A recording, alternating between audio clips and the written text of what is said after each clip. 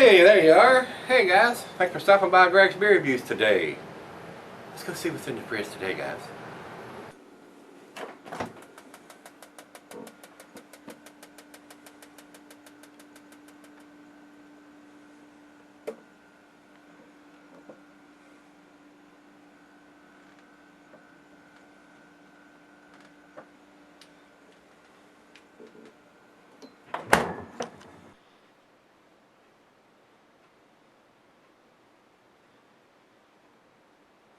Alright guys, thanks for stopping by today. This should ought to be a special event here.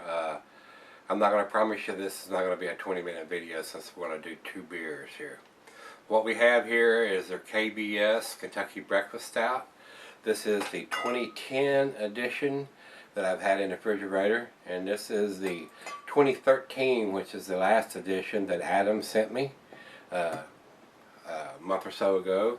And I promised you guys that I was going to do a side-by-side, and this is, I think this is the first side-by-side that I've done, if not the second one. I'm not sure now.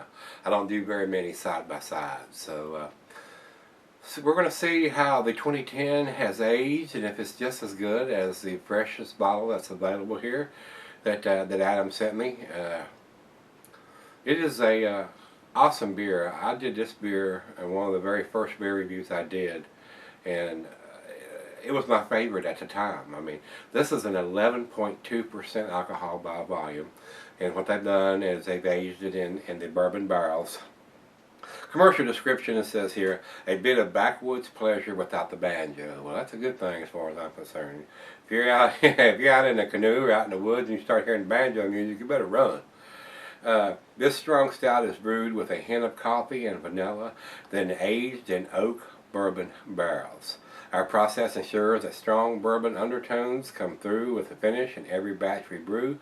We recommend decanting at room temperature and best enjoyed in a brandy snifter. Well, both of these have just come out of the fridge, so they are not at room temperature, and I always let the beer, no matter what the beer is, warm up to room temperature. That's why I go away and come back and do the final chug, because I take it in the bedroom and I sip on it, and a lot of beers like this I'll fire up a cigar and all that during the process. But basically what I like to do on these type of stouts is definitely let them warm up to room temperature, because they do change. A lot of the aromas and flavors come out more intensely as it gets to room temperature. So I've got two different glasses. I got the double glass, and I've got the glass that I think Paris sent me this. And we're going to pour one in this one, because I don't have two double glasses or two of these glasses to pour them in. So what we're going to do, we're going to take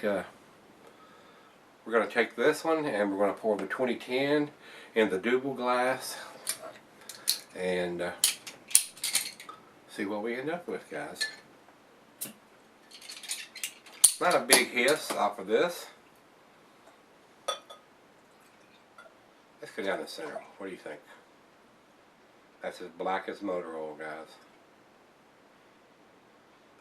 I'm getting the bourbon aromas that far away, and this one's been in the refrigerator since 2010. And this one does not have a date on it. I wrote it on the side here in the marker. This is before they were dating their stuff, and now they are dating it. But the issue with their dating stuff, half the time you can't even read. This one has that bottle on date, but it is so smeared you can't hardly read it.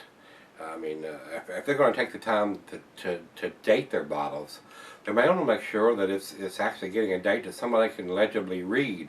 Otherwise, it's a bunch of smeared and jumbled up garbage. So, founders, get your shit together.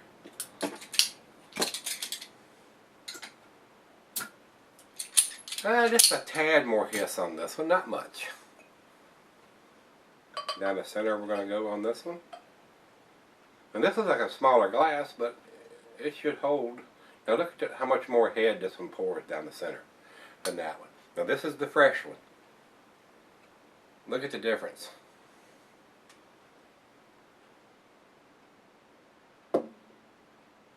Wow. Right off the bat, you can see how much more carbonation that the fresh bottle has as opposed to the cellared bottle. I did not get anywhere near that head in the double glass, and I really don't think the two glasses have that much effect on the head that's produced. It may, but I really don't think it does. So we're getting a lot more carbonation on the fresh bottle. Now I have read and heard some people think that the newer editions have been watered down. I don't know. Like I said, I haven't had one in quite a while. Every one that I've gotten, I've either put in the refrigerator, and the last ones that Adam sent me, I haven't done either one of them. I plan on doing one of them, which I've got out, and the other one that he sent me is going into the fridge downstairs to be cellared for a while, or whenever I feel like I want to drink it. So basically, this is the reason we're doing these two side by side, to see what a 2010 smells and tastes like. And we already can tell you, we can see a visual difference between the let me get the bottle out of the way here so you can see it. Between the 2010 edition, there's absolutely no head now at all. It didn't pour hardly any anyway. And this one with the aggressive pour, it's got a lot of big bubbles, and you can see the head is dissipating pretty quick. So we've got it all in the glasses. And while it's settling down, let me read to you the commercial description. I think I did that already with the banjo. Let's go to the food pairings. This is an American Double Imperial Stout. The food pairings for this beer: cheeses with buttery brie, Gouda, Havarti, Swiss, and since it is a stout, it goes well with your chocolate dishes, of course. And the meat is beef, smoked meat, game, and grilled meat. Glassware pint, Becker, Nonic tumbler, the snifter, oversized wine glass, and being 11.2% in this style, which is a stout, it can sell her for a long, long time. I mean, this beer should keep 20 years. I mean, I can't think of a reason why it would not. Alright, as you can see, the head is basically dissipated. We've got about a quarter finger of head in the taller glass than we do in the double glass. So let's get on with this one now, guys. We'll go with the 2010 edition first. It is pitch black. I cannot see any light through it, and there is no head, and not even covering the top of the beer. Let's get a nose on it.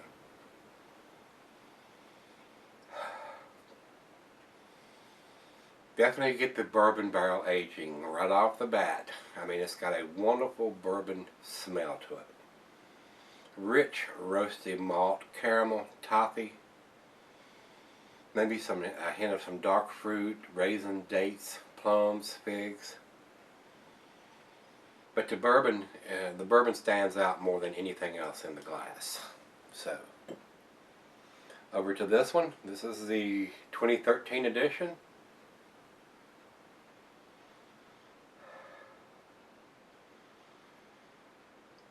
The bourbon is there, but I really don't think it's quite as potent as the 2010 edition.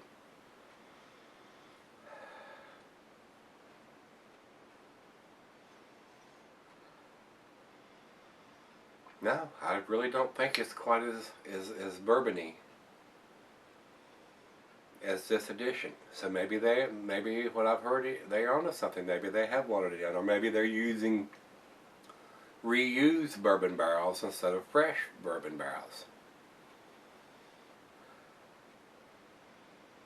It does smell a little thinner. I will not argue that at all, guys. This has a heavier bourbon smell to it than the new edition. And the bigger the beer is, usually the less head that it produces. As you see, the 2010 virtually produced no head, where this one was doing the massive head. So maybe it is watered down a little bit. No, don't get me wrong, there is a bourbon. I can definitely smell the bourbon, but it smells like it's a little heavier in the 2010 edition.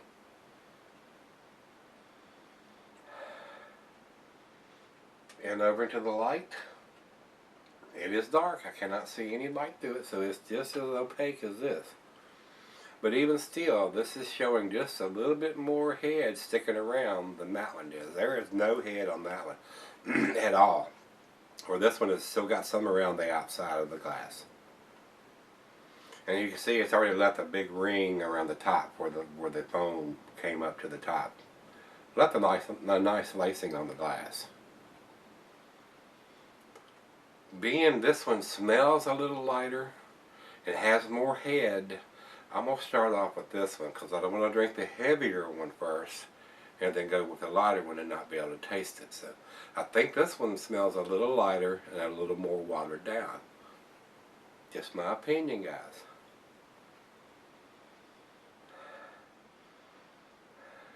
Cheers, everybody. Adam sent me this one. Cheers, Adam.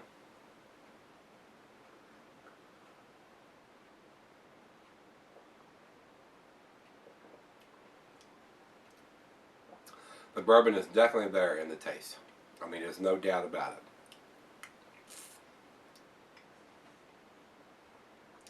Roasted malt, dark fruit, caramel, toffee.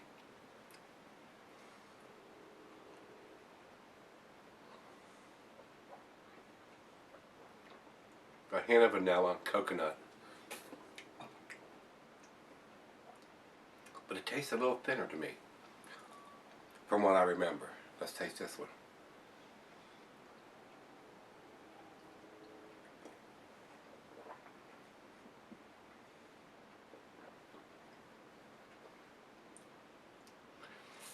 The bourbon to me is more intense in this bottle.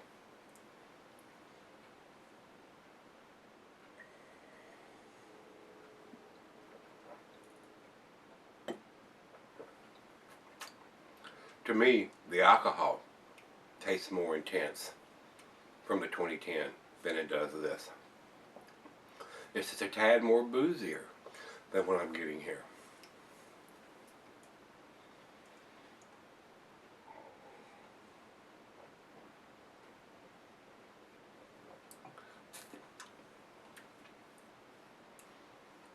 If I was blindfolded, I would say this has more ABV than this one. According to the bottle, it does not. They both say they're 11.2. But this one tastes a little more boozy. Now, I'm not saying boozy in a bad aspect, but it tastes like it's got more alcohol in it than this one does. Hopefully they're not lying to us and telling us it's 11.2 when it's only like a 9.5 or a 10.5%er as opposed to what they used to do. Now, I have read that there are some people that think this beer is more watered down than it used to be.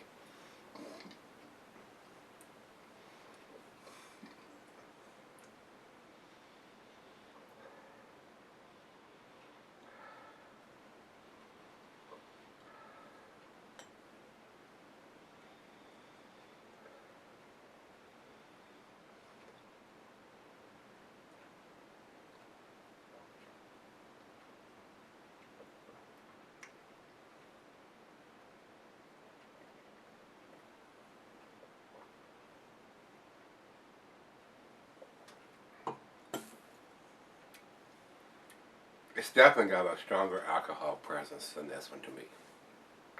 I don't know if it's caused by cellaring it. I wouldn't think so. Even around the outside of the glass, where the foam is still sticking around the outside of the glass, this one not so much. They're both leaving a very nice lacing on the glass. To me, it even looks like the foam is just a hair darker on this one than it is this one.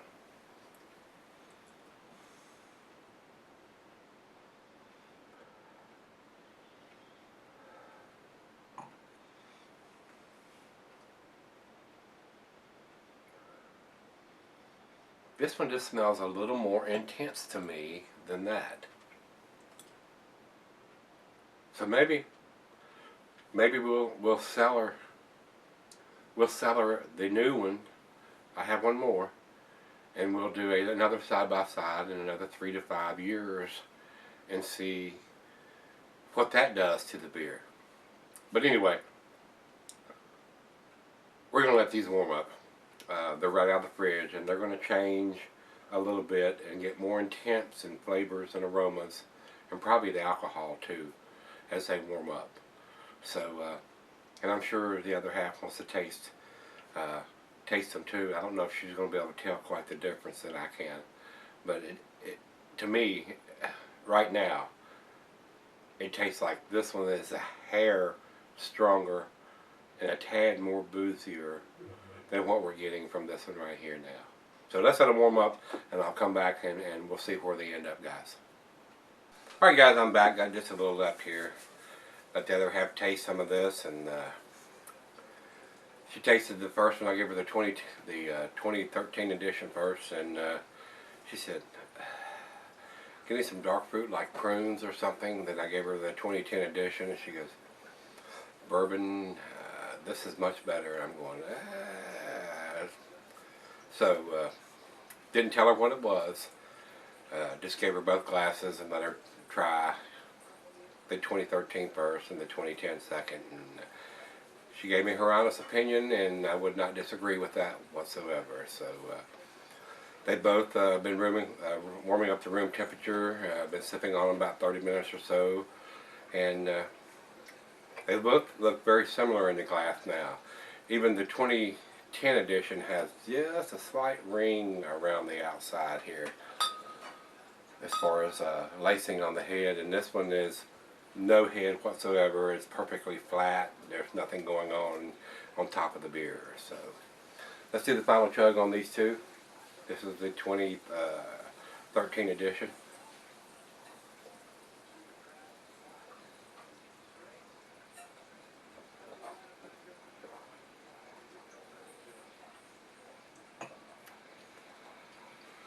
If you've never had KBS before, and this is the first time you had tasted it, you would probably be fairly impressed with this beer. Doesn't have the bourbon qualities of the 2010 to me, just my opinion. There is some dark fruit in there, prunes, dates, raisins, figs, but the bourbon is a little more subdued. It's a little thinner in the mouthfeel to me. Definitely more carbonation in the pour. But not a bad beer. It's not a bad beer whatsoever. This is the 2010 edition.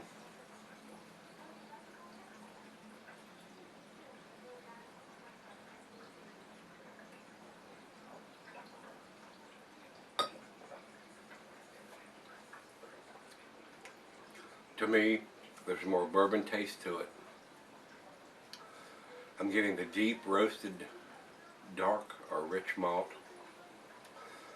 There is some dark fruit in there, dates, raisin, figs, prunes or figs, vanilla, coconut, maybe a little hint of coffee. The bourbon taste is much stronger to me in the 2010 edition, as more so than it is in the 2013 edition. Neither one of them are bad beers. Matter of fact, the 2010 edition is a better beer to me. Just my opinion. Don't know whether the aging has an effect on that or not, or like I've read and heard, they've watered down the newer editions. The labels are just a little different too. They both are damn good beers. They both are A beers. The 2010 edition to me is a 10 beer. The 2013 edition to me is probably a 9 beer to me. It just doesn't, it's not as intense as the 2010 edition, and whether the aging has an effect on that, or they've changed the recipe or watered it down a little bit, or whatever has happened, to me the 2010 edition tastes a little bit better than what the 2013 edition does. So guys, that's where I'm going to leave it. 9 for the new edition, the 2013, and 10 for the 2010 edition of this beer. Let's go see what everybody else thinks. It's probably going to be pretty much the same. Excuse me. Beer Advocate says 100, which is a world-class beer, and they're basically, they don't differentiate between the years. It's a cumulative effect of all the reviews that everybody has posted, and that's what they come up with, and then they say 100 world class. I'm not going to argue with that. It is a decent beer, but I have had better beers that are bourbon barrel aged than this. Now, as far as the 2010 edition, I will say I have had better bourbon barrel aged version of this. The 50/50 beers that Dave sent me from up there had a monster bourbon barrel nose and taste on those beers. And that could be attributed to how long it's set in the bourbon barrels, how it was brewed, how it was shipped, how it was stored, how it was cellared. All that comes into effect of how the beer tastes. So the 2010 to me, out of these two that I've got in front of me right now, the 2010 edition is better than the 2013. Not by much, but it is just a tad better. And y'all seen by when I poured this beer how much difference it was in the head that was poured in these two glasses. And I don't think the glass has a whole lot to do with that, because I poured both of them pretty damn similar, you know, down the center. And you see how much more head it poured in this glass than it did in this glass. So I personally, just my opinion, think the 2010 edition is better. Now, whether it was better fresh out of the bottle, or whether the aging or cellaring has had an effect on that, I do not know. But taste-wise, I preferred this one over this one. So, over to Rate Beer. Rate Beer says, of course, 100 overall and 100 in the style, and they're just the same as Beer Advocate. Those numbers are cumulative. Everybody posts what they think of what the beer is and all that. So the overall 100 and overall in the style is 100. So they're both great beers. So if you can get your hands on this, it's a great beer to try if you're into the bourbon barrel stouts. I don't know if it's worth the hype that they're putting into the beer now, that it's got more people wanting to get their hands on this beer or not. Back then it wasn't as pricey as it is now, and they didn't limit you quite as much as they do now to 1 or 2 bottles or however they do it. The closer you are to the brewery, the more you can get your hands on. The further away you are from the brewery, the more they want to limit you to what you can get your hands on, and the more they charge for this beer. There are some transportation costs involved in that. Of course, everybody knows that. If you're close to where it's brewed in Founders, it's going to be cheaper than it is in Florida or Virginia or California or wherever you are, because of the transportation costs and distribution costs and all that kind of crap. So that's how the beer world is. That's just the nature of the beast. But back to the beers. My opinion, the 2010 is a slight better beer than the 2013. So that's where I'm going to leave it today, guys. It has great ratings from Beer Advocate and Rate Beer. I think the 2010 edition is just a tad better than the 2013 edition. So if you had either one of these, give me some comments back on this one, whether you like this edition, you think it's different, you think it's better, it's the same, or whatever.